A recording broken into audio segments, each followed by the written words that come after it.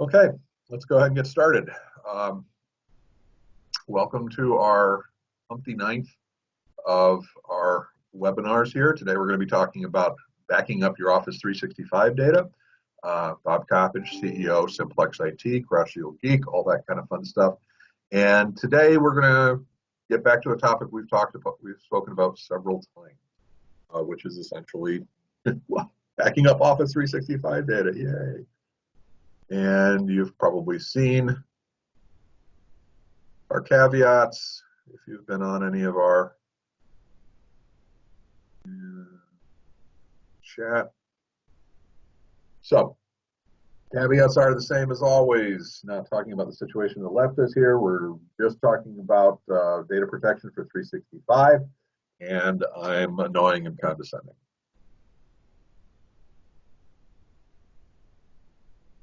And again, we have our topics coming up.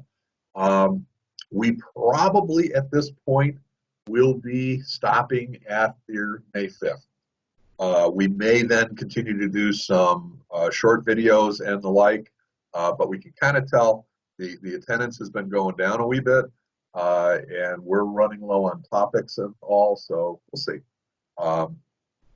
So nothing in stone yet, but that's sort of our thinking right now. So takeaways are the same, brain and brawn. This one's going to be pretty simple. Do it. Back up your data. And really, we're just going to talk about, and this is going to be a little bit of fear mongering here, but we're going to be talking about what is the problem, what is the challenge, and then we're trying to talk about what are we backing up, and then we're just going to talk about solutions. This is not a sales pitch. We absolutely do provide Office 365 backup solutions to our clients. However, so do a lot of people. So this is something that, in our opinion, absolutely you should talk to us about it. But the important thing is that you actually do something about it. So let's start with fear.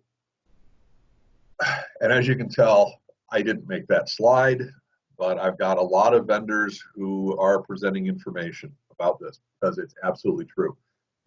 The one thing these guys don't talk about enough, however, because you'll see all of these headlines is how much money was lost, the scams are increasing. The bottom line, though, is that all of these are happening because the bad guys are making money out of it. I think it was 2015 or 2014, the amount of revenue generated by bad guys doing ransomware, malware, and the like was $1 billion. Now I think it's up to $3 or $4 billion. So no longer, because before we could talk about in terms of damage, how much lost revenue, how much lost data, whatever. Now the bad guys are making money out of it, and that means that they are now entrepreneurs. And you've got people who are making really good money doing this as a job, as a living. So, just to be clear, when we talk about ransomware, which we often talk about, it's big in the press, all that. The bottom line is that there is some application that is run, and it can be run on your computer, it can be run on a server, it can be run in your Office 365 tenant that really locks or encrypts your data. So it doesn't actually delete the data, it doesn't remove the data, it doesn't copy the data. It's not always the case. It changes the data, but in a way such that only the bad guy or gal or folks can free it up for you. So it's kind of like kidnapping with the kid staying in place. And they will offer to provide you the decryption key only if you pay the ransom. Now, here's the thing. They're not all honest. I know this is a shock.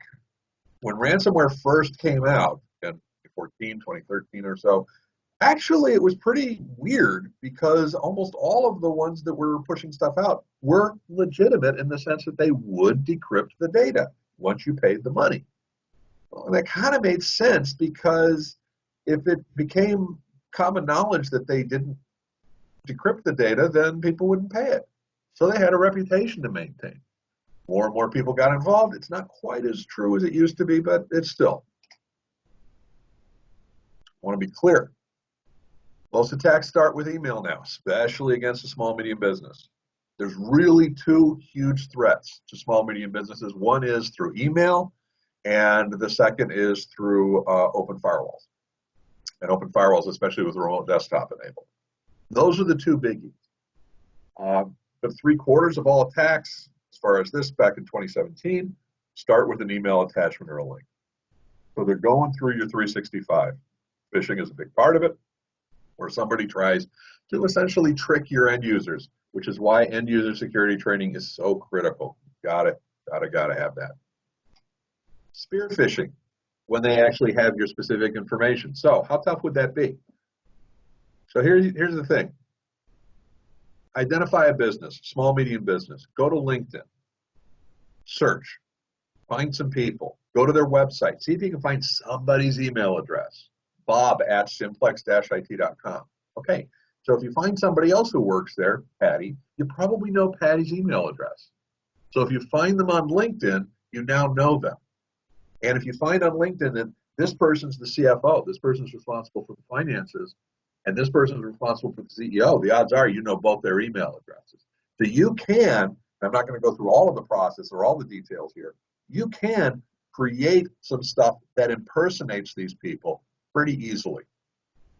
And depending on how much research the bad guys do, they can actually make a compelling email that looks really like the other person, the other employee of the company. And we've actually done some videos on that and showed some examples of how that works. So 52% of the attacks are phishing emails. Most common attack against small, medium businesses, the easiest.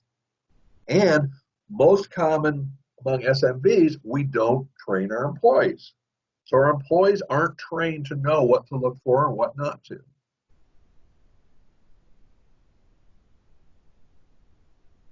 %, of the spear phishing attacks were directed at 250. So the whole idea about we're too small, not true anymore. This next one I really like. Look at the slide here, and this shows you the attack vectors in terms of what time of year. And you'll notice that the attacks really took off right around the holidays. Why? Because we are busy. We are all very, very busy right before the holidays, and we are less likely to take the time necessary to look at something before we say, oh, fine, I'll click this. I'll do whatever needs to be done. And so when that happens, I apologize. So when that happens, the bad guy, it's happening because the bad guys know that. They know they're going to get a better response rate. So what's happening now? With the virus, with Coppedge, all that kind of fun stuff, we are under duress. We are frazzled. We are more likely to make impulse decisions, which means the bad guys are going to up their game. And this is why, and we talked about it, we're probably going to do just a video on it. There are a ton of scams out there dealing with the virus and the aftermath of it, whether it be we've got masks ready for you, we've got the disinfectant stuff ready for you, stuff about the PPP, all of that kind of fun stuff. The bad guys are finding really good ways to take advantage of that and take advantage of people who, just don't have the time or they're already freaked out. So, back up your data. Okay? That's the takeaway number one. I want to be clear on that. And reason being is because when we look at cloud solutions, it's kind of like when you buy a computer. When you buy a computer, it's not getting backed up anywhere because you bought a computer. You didn't buy a backup solution. Same thing when you buy a cloud solution. When you buy Office 365, Google Docs, Rackspace, Azure, AWS, whatever, by default, those services don't include backing up their data. Now, what most of the cloud solutions will do is they will back up their services so that if their equipment fails, they can continue.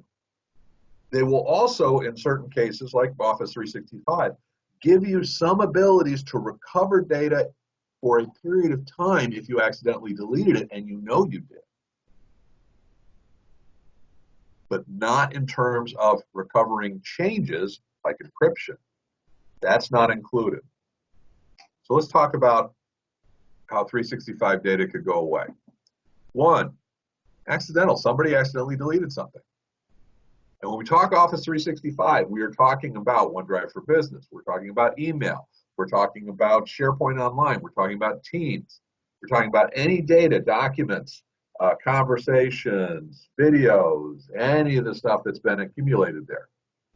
Somebody could accidentally delete it. And could also, we've talked a little bit about the hackers, it could also be malicious deletion. This is especially true when employees are going to be leaving and they know it and you don't. We've had situations where employees have deleted data on the day that they gave notice or prior to it. The cases where we've had this solution in place, it hasn't caused any problem at all. The cases where we didn't, it did. Duh. And then we've got software issues. Software, there's software that actually runs against Exchange or against the email products, against OneDrive for Business or the like. It does some stuff wrong. Now, keep in mind, we're also talking about the change, not just files being added or deleted, but also files being manipulated. Well, that's malware, right?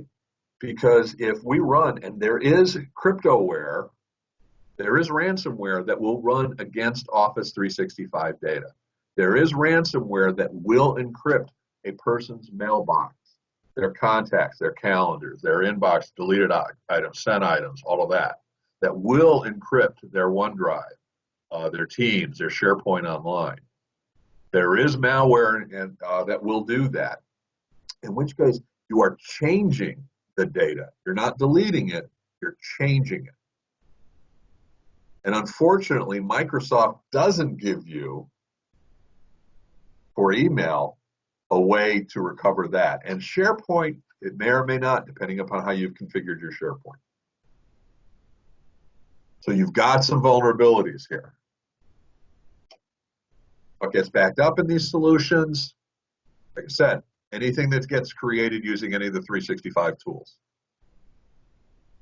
or where data gets where it gets stored on these tools. So Teams, Groups, OneDrive for Business, SharePoint for Business, Exchange Online, which is essentially your email, plus calendar, tasks, contacts, and the like. As always, if you have any questions or anything, put a text or add to the comment in the chat. So what's our strategy? What do we do? So first of all, we want to protect against the evil email. And when I say that, that basically means we want to use our tools as much as possible to prevent those phishing attacks, those malware emails, all of that kind of stuff, spear phishing, all that. We want to do as much as possible to prevent those emails from coming in, right? And that usually is a spam filter up front, often with what's called ATP, or Advanced Threat Protection.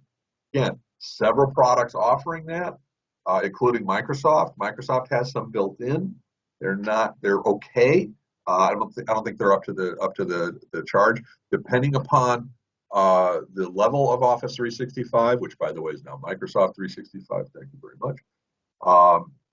Some are better than others. There's Advanced Threat Protection. There's some other tools that are available as well. But we want to protect against the evil email. The second is we want to archive. And archive, depending upon what your requirements are, if you have HIPAA or SOX requirements, you may have this already. But archiving your data automatically, that essentially is, for all purposes, recording email as it comes in or as it goes out, meaning that you can't delete it in such a way that the email never existed. And the reason we want to do that is because we also want to protect it in the case of there's any litigation. So if, let's say, an email comes in and it's on a topic that you'd rather forget, you delete it. You delete it from your inbox, you delete it from your deleted items folder, you delete it from the server backups, all of that kind of fun stuff, it's gone. In the case of archiving, you can't do that. Well, actually you can, but it is still stored in a separate area that users can't get to. And in those cases, neither can we.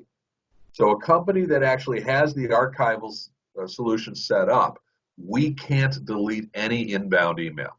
If it makes it through the spam filter, it is recorded and it is backed up, which makes it a lot easier in case you're ever in any kind of legal situation.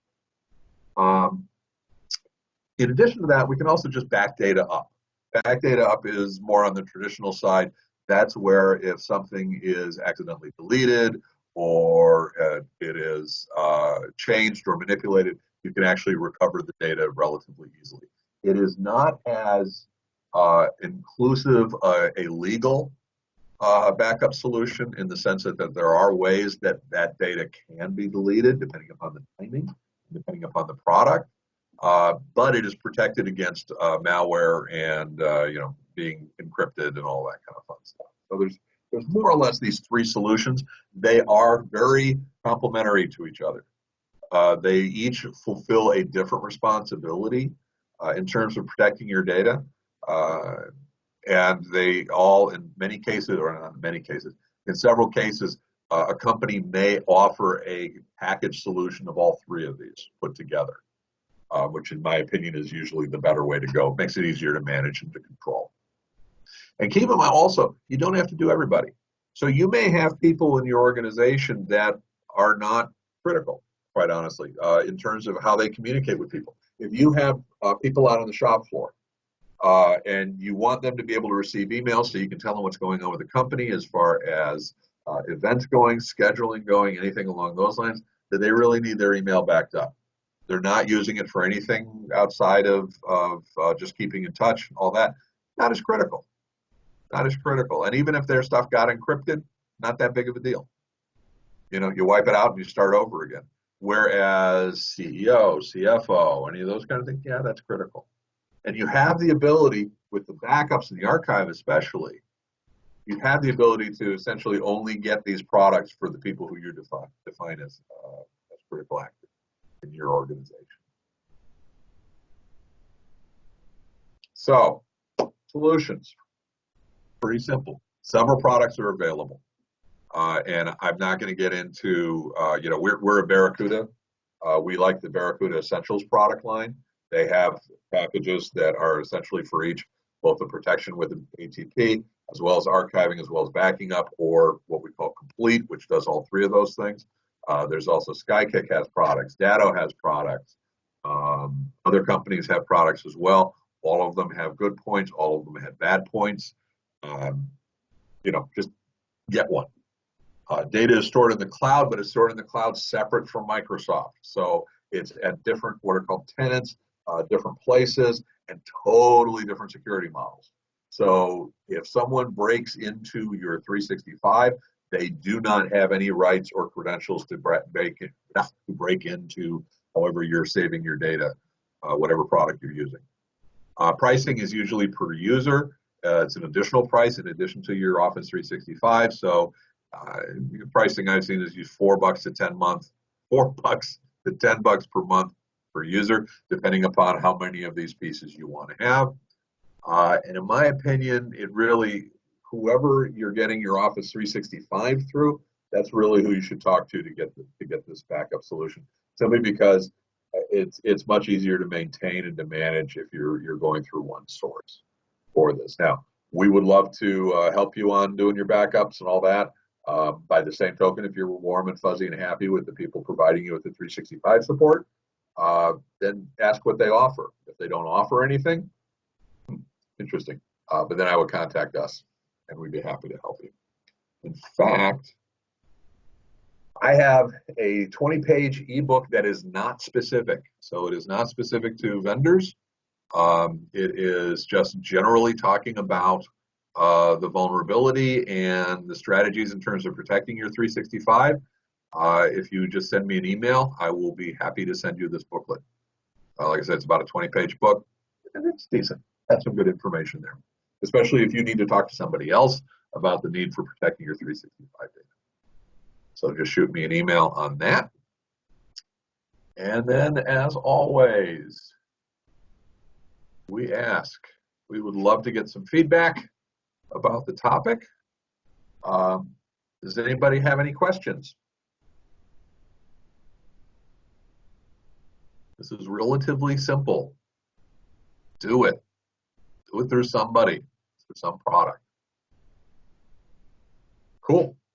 Well, then we will be back on Tuesday, and we're going to be talking about critical thinking. That is either going to be really interesting or something totally different. And then we've got Zoom versus Teams, and then we finish up with Microsoft Secure Score, as opposed to what I was calling a secure store earlier. So if there are no other questions, that is pretty much all I got today. Thank you. Catch you later.